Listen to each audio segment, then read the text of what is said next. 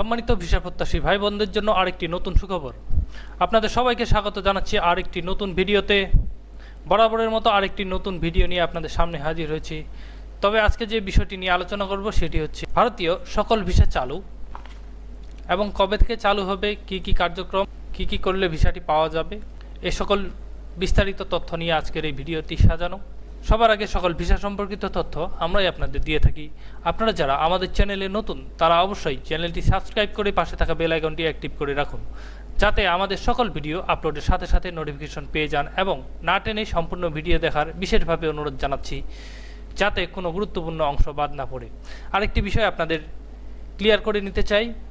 অনেকেই বলেন আমরা ভুয়া এবং ভুল তথ্য দিয়ে ভিডিও বানাই।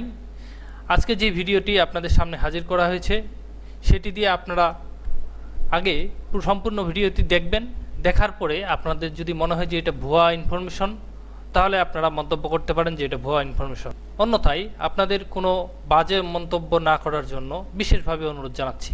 তো কথা না বাড়িয়ে চলুন শুরু করা যাক আজকের মূল আলোচনা। আজকে যে বিষয়টি নিয়ে আলোচনা করব সেটি হচ্ছে বাংলাদেশের প্রথম শ্রেণীর এক পত্রিকা প্রথম আলো। এই পত্রিকার সর্বশেষ যে আপডেট আমরা পেয়েছি 29 সেপ্টেম্বর 2025-এ এই নিউজটি প্রকাশ হয়েছে। এখানে লেখা আছে, পরিস্থিতি উন্নতি হলে সব ধরনের ভিসা প্রদান শুরু হবে, ভারতীয় হাইকমিশনার প্রণয় ভার্মা।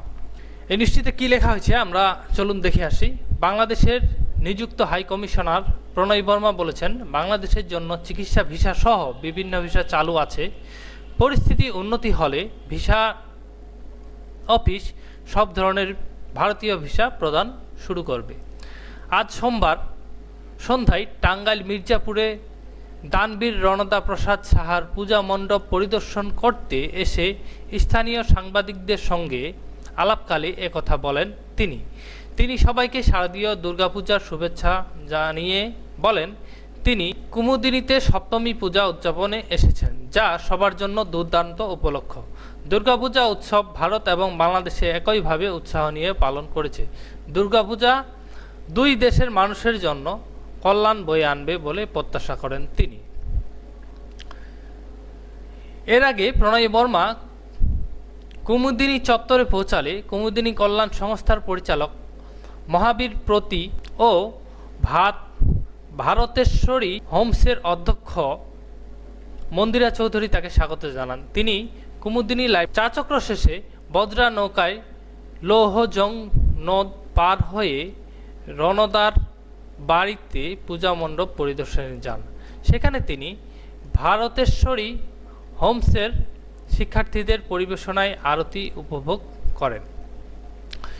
এ সময় অন্যদের মধ্যে কুমুদিনী কল্যাণ সংস্থার ব্যবস্থাপনা পরিচালক রাজীব প্রসাদ সাহা, টাঙ্গাইলের অতিরিক্ত জেলা প্রশাসক সার্বিক সঞ্জয় কুমার মহন্ত, কুমুদিনী মেডিকেল কলেজের অধ্যক্ষ আব্দুল হালিম, মির্জাপুর উপজেলা নির্বাহী কর্মকর্তা ABM আরিফুল ইসলাম, কুমুদিনী হাসপাতালে উপপরিচালক অনিমেষ ভৌমিক প্রমুখ উপস্থিত ছিলেন। এর আগে নেপালের রাষ্ট্রদূত ঘনশ্যাম ভান্ডারী, কানাডার হাইকমিশনার অজিত সিং, বিচারপতি ভীষমদেব চক্রবর্তী রণদা পূজা মণ্ডপ পরিদর্শনে আসেন। তারা এই মণ্ডপে আরতি উপভোগ করেন। এই নিউজটি থেকে আমরা বুঝতে পারতেছি যে যদি পরিস্থিতি স্বাভাবিক হয়, দুই দেশের মধ্যে পরিস্থিতি যদি কোনো উন্নতি আসে, তাহলে অবশ্যই ভিসা প্রদান শুরু হবে। যদি ভিডিও সম্পর্কিত কোনো প্রশ্ন থেকে থাকে তাহলে অবশ্যই কমেন্টে জানাতে পারেন অথবা মেল করতে পারেন। আর যদি ভিডিওটি ভালো লেগে থাকে তাহলে অবশ্যই একটি লাইক দিন, শেয়ার করুন এবং চ্যানেলটি সাবস্ক্রাইব করতে ভুলবেন না। দেখা হবে নতুন কোনো এক ভিডিওতে। সে পর্যন্ত সবাই ভালো থাকুন, সুস্থ থাকুন। ধন্যবাদ সবাইকে।